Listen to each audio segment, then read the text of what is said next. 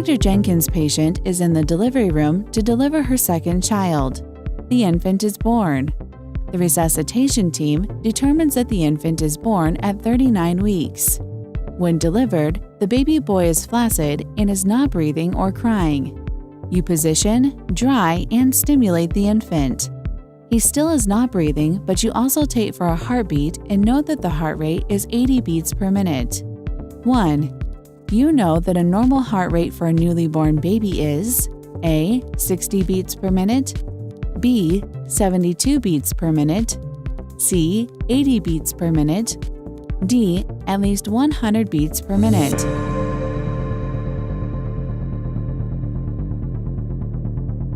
Correct answer: D. At least 100 beats per minute. You notice some acrocyanosis. The infant begins to have some gasping respirations. Another team member applies a pulse oximeter and a cardiac monitor. 2 minutes after birth, the infant's oxygen saturation is 60% on room air. 2. At 2 minutes after birth, you would expect the baby's oxygen saturation on room air to be at least A. 60%, B. 65%, C. 70%, D. 75%.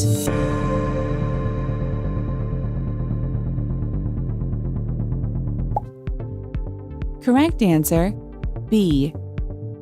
At 2 minutes after birth, you would expect the baby's oxygen saturation to be at least 65% on room air. You reposition the infant and begin positive pressure ventilation using a bag valve mask device connected to a T-piece resuscitator. 3. When providing PPV, you know that the provider must deliver breaths at A. 10 to 12 per minute, B. 20 to 30 per minute, C. 30 to 40 per minute, D. 40 to 60 per minute.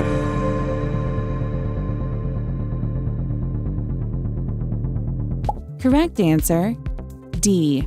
40 to 60 breaths per minute is the appropriate rate for the newborn. You begin to bag the term infant at 40 to 60 breaths per minute with an oxygen concentration of 21%. As you provide PPV for 15 seconds, you instruct the team to do a quick assessment of the newborn. 4. The most significant finding of successful resuscitation of this infant is A. Decrease in cyanosis, B. Increase in heart rate, C. Increase in oxygen saturation, D. Increase in the movement of extremities.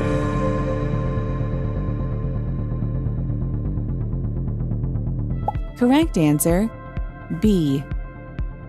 An increase in heart rate after 15 seconds of PPV is a good indication of the success of lung inflation. The team member doing the assessment announces that the chest is rising and the heart rate is still at 80 beats per minute. As a resuscitation team leader, you go through the Mr. SOPA interventions to improve ventilation and increase the heart rate. After an additional 15 seconds of PPV, the team reports that the infant's heart rate has fallen to 56 beats per minute. 5. You know that the next intervention you must do is A. Applying a laryngeal mask, B. Increase the respiratory rate, C. Intubate the baby, D. Increase the PIP on the T-piece.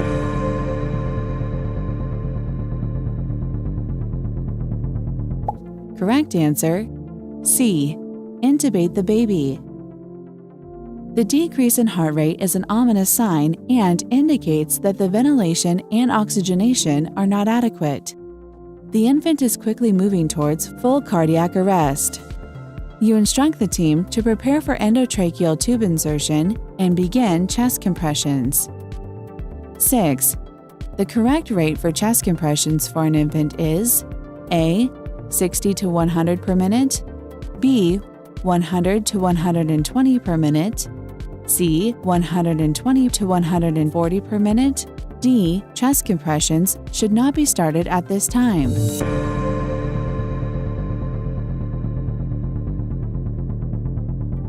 Correct answer: B. Compressions should be started at 100 to 120 compressions per minute. As chest compressions and PPV continue, you prepare to intubate the infant. 7. Given the 39 weeks gestational age and weight of 2,400 grams, you anticipate that the appropriate ET tube size would be A. 2.0 millimeters, B. 2.5 millimeters, C. 3.0 millimeters, D. 3.5 millimeters.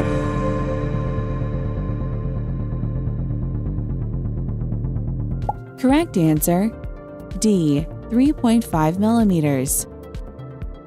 For a term infant greater than 34 weeks gestation, the clinician can assume that a 3.5 millimeter ETT would be appropriate.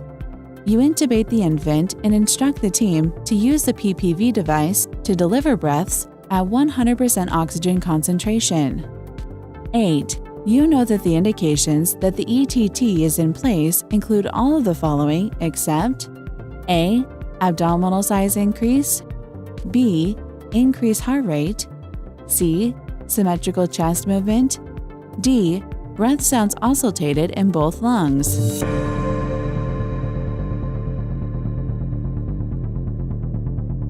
Correct answer: A. Abdominal size increase may indicate that the ETT is inserted into the esophagus and air is entering the stomach. The baby's chest is rising symmetrically and the infant's oxygen saturation has increased to 75%. However, the heart rate continues at 56 beats per minute. The team continues chest compressions coordinated with ventilation through the ETT. 9. The next intervention you should complete is A. Increased fluids, B. Thoracentesis, C. IV epinephrine, D. Cease interventions and allow the child to die.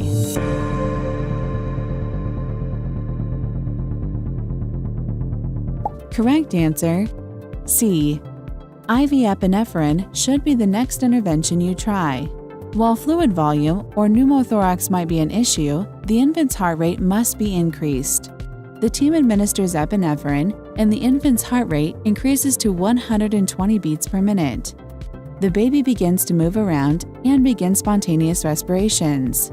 The team begins post-resuscitation care.